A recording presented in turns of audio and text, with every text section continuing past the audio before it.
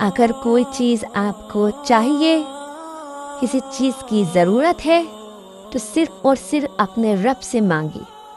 انسانوں کے سامنے ہاتھ پھیلانا بیکار ہے۔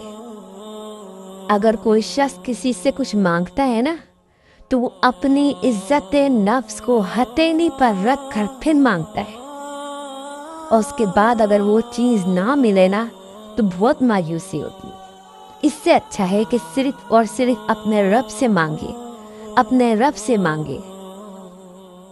نبی کریم صلی اللہ علیہ وآلہ وسلم کا ارشاد ہے کہ اگر تمہیں جوتے کے فیتے تک بھی چاہیے تو اپنے رب سے مانگو، اپنے رب سے طلب کرو۔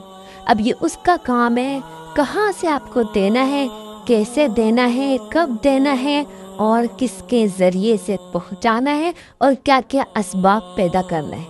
اب وہ میرے رب کا کام ہے کہ وہ آپ تک ضرور اس فیتے کو پہنچائے گا۔ اور اگر کوئی شخص آپ کے سامنے اپنی عزت نفس کو ہتھیلی پر رکھ کر کچھ مانگ ہی لیتا ہے تو کبھی منع مت کرنا، انکار نہیں کرنا، جھڑکنا نہیں، ڈانٹنا نہیں۔ جو چیز مانگنے آیا ہے تو آپ انہیں ضرور دیجیے۔